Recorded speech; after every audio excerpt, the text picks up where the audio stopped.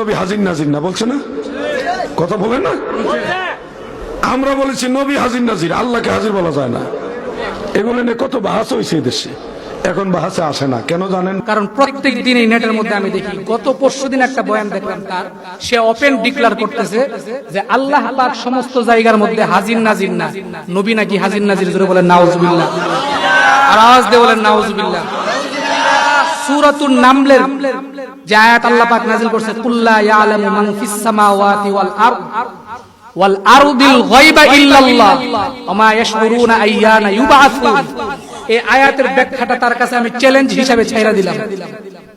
বাপের বেটা যদি হস, তাহলে তুই এই চ্যালেঞ্জের মোকাবেলা কর। কুল্লা ইয়ালামু মান ফিস সামাওয়াতি ওয়াল আরদিল গায়বা ইল্লাল্লাহ। আল্লাহ এখানের মধ্যে কি বলছে এটা তুই মোকাবেলা কর, চ্যালেঞ্জ আমি তোরে দিলাম, বাহাস হইব পরে। আর এটার সঠিক ব্যাখ্যা যদি তুই না করতে পারোস, তোর জিহ্বাটাই না ছিড়াইবেল। মুজুর বলেন ঠিক কি না? আমরা উলামায়ে কেরামরা, কওমি উলামায়ে কেরামরা এতদিন পর্যন্ত এই বাতিল, এই ভণ্ডগুলার বিরুদ্ধে কথা বলি নাই।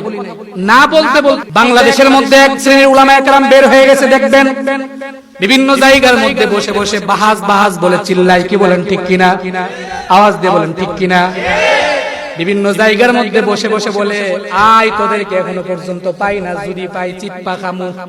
কয় কিনা? আছে কিনা? আপনাদের কৃতি সন্তান আল্লামা অলিপুরি দামাত বারাকাতুহুম মাদ্দাজিল্লাহুল আলী সারা জীবন বাতিল বেঈমানদের বিরুদ্ধে যিনি সংগ্রাম করলো, এখন 2-3টা আটরশির দালাল তারা নাকি অলিপুরিরে বিভিন্ন ধরনের গালি দেয়। জোরে বলেন ঠিক কিনা? খোদার কসম করে বলছি, আটরশি, দেওয়ানবাগি, রাজারবাগি, কুতুববাগি যা আছে সমস্ত কিছু একত্রিত হয়ে আইবি, আর কওমি মাদ্রাসার শুধু দাওরে হাদিস যারা পড়ে তারা তোদের সাথে বসবে, লঙ্গি খুইলা দৌড়াইবি, লঙ্গি বিশ্রায় তোরা পাইবি না। জোরে বলেন ঠিক কিনা? আমার এই যে মিডিয়া আজকে আপনাদের সামনে, এই মিডিয়াতে একটা বয়ান ছাড়ছিল। বাংলাদেশের 3 শয়তান আছে, একটার নাম হলো নজরুল ইসলাম 22,000।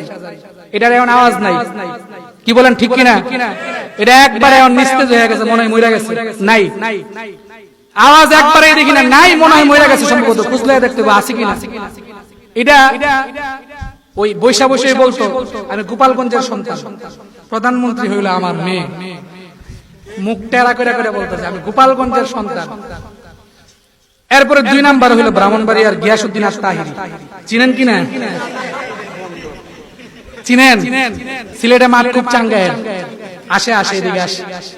3 নাম্বার হইলো নতুন নতুন নতুন নতুন একটা আবির্ভাব ঘটছে, আটরশির নাম হইলো আলাউদ্দিন জিহাদি। ওই 22,000 আপনার এই তাহিরি, এটি একটু ঠান্ডা হয়েছে, আওয়াজ তো দেখি না। এখন যেটা আছে নজরুল আলাউদ্দিন জিহাদি, তার চেহারা যেরকম ধরনের বিকট, চিল্লান যে দেয়, গলার মধ্যে কোনো সুর নাই।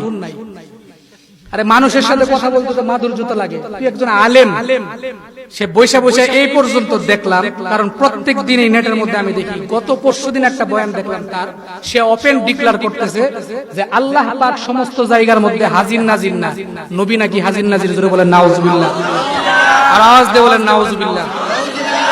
সূরাতুন নামলের যে আয়াত আল্লাহ পাক নাযিল করছে, কুল্লা ইয়ালামু মান ফিস সামাওয়াতি ওয়াল আরদ ওয়াল আরদিল গায়বা ইল্লাল্লাহ ওয়া মা ইয়াশউরুনা আইয়ানা ইউবআসুন। এই আয়াতের ব্যাখ্যাটা তার কাছে আমি চ্যালেঞ্জ হিসেবে ছাইরা দিলাম। বাপের বেটা যদি হস, তাহলে তুই এই চ্যালেঞ্জের মোকাবেলা কর। কুল্লা ইয়ালামু মান ফিস সামাওয়াতি ওয়াল আরদিল গায়বা ইল্লাল্লাহ। আল্লাহ এখানের মধ্যে কি বলছে এটা তুই মোকাবেলা কর, চ্যালেঞ্জ আমি তোরে দিলাম, বাহাস হইব পরে। আর এটার সঠিক ব্যাখ্যা যদি তুই না করতে পারোস, তোর জিহ্বাটাই না ছিড়াইবেল। মুজুর বলেন ঠিক কি না? আমরা উলামায়ে কেরামরা, কওমি উলামায়ে কেরামরা এতদিন পর্যন্ত এই বাতিল, এই ভণ্ডগুলার বিরুদ্ধে কথা বলি নাই। না বলতে বলতে এগুলা সাহস এমন ভাবে বাড়ছে, সাধারণ পাবলিকও মনে করে এগুলাই সবচেয়ে বড় হুজুর। আমি যদি আওয়াজ সময় যদি 2-3টা বইরা গাড়ি কিতাব লয়ে যেতাম, কোনো বাধা ছিল? কথা কই না, বাধা ছিল? এখানের মধ্যে যদি আমি একটা বুখারী শরীফ নিয়ে আই, আর হুজুররা সব ঘরে বয়ে রইল, আমি যদি আপনাদের সামনে বলি এই হাদিস, এই হাদিস, এই তাফসীর, আপনারা পারবেন বলতেন? কথা কই না, পারবেন আপনারা? আরে বেটা, এলেমের মর্যাদা বা এলেমের গরম তো আলেমের সাথে দেখা যায়। ওয়াজের ময়দানে বয়া বয়া ফেমাস হইতে যাও তুমি, তোর চাইতে বড় বড় যে ভণ্ড ছিল এইগুলোই তো বেটা নিষ্পেষিত হয়ে গেছে, আর তুই আটরশির দালালি করস, তোর পিশাবের মুখের মধ্যে দাড়ি নাই। আছে দাড়ি? কথা কয় না আছে? তার পিশাব মিয়া ভাইজান নাম দে ফয়সাল। ফয়সাল রে চিনেন? আর বর্তমান কি একটা প্রেসিডেন্ট, জাকের পার্টির কি প্রেসিডেন্ট, এটার মুখের মধ্যে দাড়ি নাই, তাই কুট লাগায় ঘুরা। তা আল্লাহর রাসূল সাল্লাল্লাহু আলাইহি ওয়াসাল্লাম বলেন, তারাকতু ফীকুম আমরাইন লান তাদিল্লু মা তামাসসাকুম বিহিমা কিতাবাল্লাহি ওয়া সুন্নাত রাসূলি। আমি দুনিয়ার মধ্যে তোমাদের কাছে দুইটা জিনিস রাখা দিলাম, একটা হলো কিতাব। বলেন আওয়াজ দেন, এক নাম্বার কি? আর জোরে বলেন, নাম কি? কিতাবুল্লাহ, আল্লাহর কিতাব। কার কিতাব? আওয়াজ দেন, কার কিতাব? দুই নাম্বার ওয়া সুন্নাতি রাসূলিল্লাহ, রাসূলের কি? তো উনার মুখের মধ্যে যে দাড়ি নাই, উনার শরীরে যে রাসূলের সুন্নাত নাই, উনি কি পিশাব হইতে পারে? কথা কয় না, পিশাব হইতে পারে? মানবেন আপনারা? আমার মুখে যদি দাড়ি না থাকতো, লেবাস না থাকতো, কোরআনে কারিমের আয়াত না জানতাম, তাহলে আপনারা আমার দাওয়াত দিতেন? ইয়ানে ওয়াজ করে যদি ওয়াজ করতাম বসে বসে শুনতেন এতক্ষণ পর্যন্ত? লাডিলে বাইরে একবারে এই দেশ সারা করতেন। মানুষ কত বড় নিকৃষ্ট, দেমাগহীন, জ্ঞান নাই, এগুলোর হাইওয়ান জানোয়ারের মতো হয়ে গেছে এগুলো। ওইটারে পিশাব মানে, এবং বলে আমগর দরবারের মধ্যে যে পরিমাণ আলেম উলামা, হ্যাঁ বলে সুডু আলেম, হ্যাঁ কাকা আমি হলাম এই দরবারে সুডু আলেম, সুডু আলেম। তো আমগর কোন বড় আলেম, অলিপুরি সাহেব, চরমনাইয়ের পীর সাহেব, আল্লামা মামুনুল হক সাহেব সহ আমাদের কোন আলেমও লাগবো না। আমি তোরে চ্যালেঞ্জ দিলাম, আমাদের যে দাওরায়ে হাদিসের ছাত্র ভাইরা আছে এদের সাথে এসে বসো দেখি। এখান থেকে আমি চ্যালেঞ্জ করলাম প্রকাশ্যে, কারণ আমার বক্তব্যটা যখন ছড়ছে বিভিন্ন হুমকি দুমকি আমারা দেয়। আমি প্রকাশ্যে আজকে এখান থেকে চ্যালেঞ্জ করলাম, ব্রাহ্মণবাড়িয়ার ডিসি অফিসে আমরা বসবো, জামিয়া ইউনুসিয়ার নেতৃত্বে অধীনে। তোর যদি সাহস থাকে তুই আস, বহস আমরা করবো ইনশাআল্লাহ, বাহাস আমরা করবো ইনশাআল্লাহ। অলিপুরি সাহেব লাগবে না, আল্লামা সাজিদুর রহমান লাগবে না, লুৎফুর রহমান ফরায়েজি লাগবে না, জামিয়া ইউনুসিয়ার দাওরায়ে হাদিসের সন্তানদেরকে নিয়ে বসবো। তুই ছোট আলেম, আটরশির সবচাইতে বড় যে আলেম আছে, গোটা বাংলাদেশের বেদাতীদের সবচাইতে বড় যে আলেমরা আছে নিয়ে আয়। যদি ওই দিন আমরা যদি তোদের সাথে যদি মোকাবেলা করে না পারি, খোদার কসম করে বলছি, খোদার কসম, আর মানুষের সামনে আমরা কথা বলবো না। কি বলেন, ঠিক কি না? আমরা চুপ করে বয়ে আছি বিদায় এই জন্য মনে করছে আমরা ঘুমায় গেছি। এগুলোর বিরুদ্ধে আমরা আন্দোলন করার সময় কই? আন্দোলন তো নাস্তিক বিরোধী আন্দোলন, কাদিয়ানি বিরোধী আন্দোলন করতে করতে আমাদের জিন্দেগি শেষ। তোরারে কি আমরা কিছু মনে করি বেটা? তোরারে কি মনে করি অলিপুরি সাহেবের নাম নিলে ফেমাস হইতে যায়? ফেমাস অলিপুরির নাম নিলে মানুষ চিনবো, ওই চরমনের নাম নিলে মানুষ চিনবো, লুৎফুর রহমান ফরায়েজের নাম নিলে মানুষ চিনবো। এই বেয়াদব বিভিন্ন সময় কোরআনে কারিমের আয়াত পর্যন্ত ভালো করে বলতে পারে না। আবারও বলি, নাম তার আলাউদ্দিন জিহাদি। আলাউদ্দিন জিহাদি নামটা শুনে রাখেন, হের নাম যে রাখছে জিহাদি। কোন মাঠের মধ্যে তুই জিহাদ করছ? যে ব্যক্তি জিহাদ করে সে না লকব লাগাইতে পারে জিহাদি, বা গাজী হইলে জিহাদি লাগাইতে পারে। তুমি কোনানো জিহাদ করছো ভাই? কার বিরুদ্ধে জিহাদ করছো? তোমরা জিহাদ কওমি মাদ্রাসার বিরুদ্ধে, এটাই তোমরা বড় জিহাদ। এই বন্ড, এই তাহিরি কোন, আলাউদ্দিন জিহাদি কোন, এগুলো যা আছে এগুলোর সবচেয়ে বড় জিহাদ হলো কওমি মাদ্রাসার বিরুদ্ধে। কারণ এগুলো হলো ওই ইহুদিদের দালাল, এগুলো হলো খ্রিস্টানদের দালাল। কোন আলেম খ্রিস্টানদের দালালি করতে পারে না, জোরে বলেন ঠিক কি না? আলেম একমাত্র দালালি করবে আল্লাহর, জোরে বলেন ঠিক কি না? আলেম দালালি করবে মুহাম্মাদুর রাসূলুল্লাহর, জোরে বলেন ঠিক কি না? এরপরে আরেকটা কথা বলে আমারে প্রশ্ন রাখছে যে হুজুর আপনি কি আউলিয়া কেরাম বিশ্বাস করেন না? আমি কি 100% বিশ্বাস করি। শাহজালালরে আমরা মন প্রাণে বিশ্বাস করি, কি বলেন ঠিক কিনা? আপনারা শ্রদ্ধা করেন না? উনারা আপনারা মানেন না? শাহজালাল ইয়ামানিরে মানেন কিনা? শ্রদ্ধা করেন কিনা?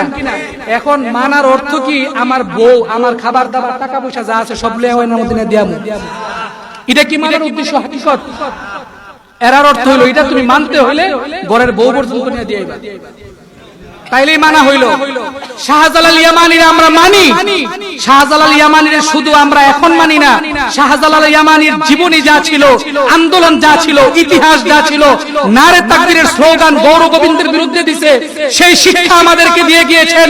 সেই শাহজালাল ইয়ামানির নারে তাকবীরের স্লোগান দিয়া বাতিল বিরোধী আন্দোলন আমরা করতেছি, কাদিয়ানি বিরোধী আন্দোলন আমরা করতেছি, নাস্তিক বিরোধী আন্দোলন আমরা করতেছি, জোরে বলেন ঠিক কি না? শাহজালাল ইয়ামানির উত্তরসূরি পরিপূর্ণ আমরাই।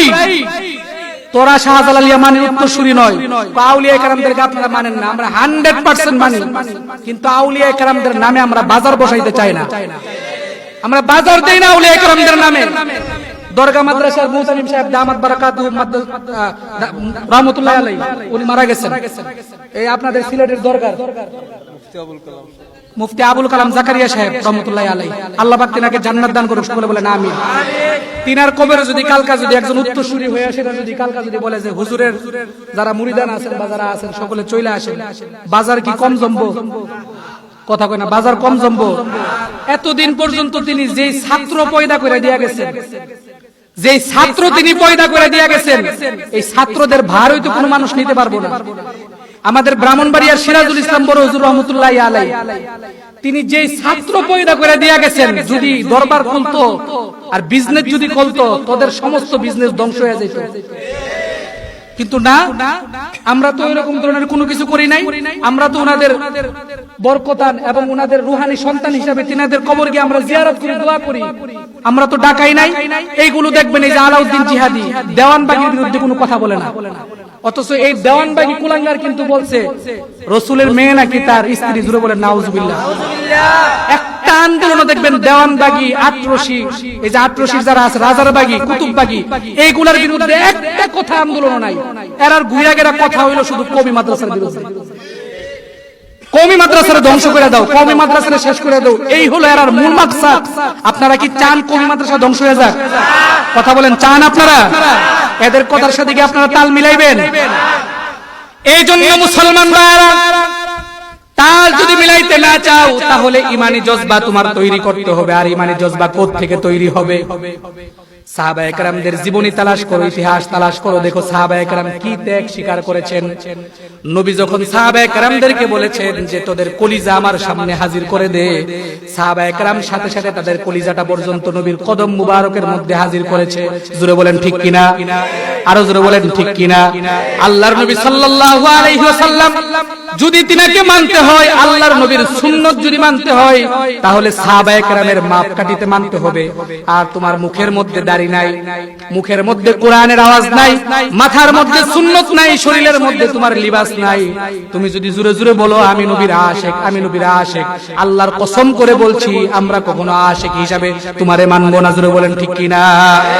আশিক যদি হতে হয়, নবীর যদি পরিপূর্ণ উত্তরসূরি হতে হয়, তাহলে নবীর যেই কাজগুলো আছে সেই কাজগুলো আমাকে মানতে হবে। যদি প্রয়োজন বশত নবীর জন্য জিহাদে যেতে হয়, নবীর ইজ্জতের জন্য যদি প্রয়োজনের মধ্যে রাজ পথে তোমাদেরকে যেতে হয়, যেতে হবে। নবীর আশিক শুধু মুখে মুখে বলে বলে হয় না, নবীর আশিকের জন্য, নবীর মুহাব্বতের জন্য অন্তরের তাজা রক্ত পর্যন্ত ঢেলে দিতে হয়। জোরে বলেন ঠিক কিনা? আর জোরে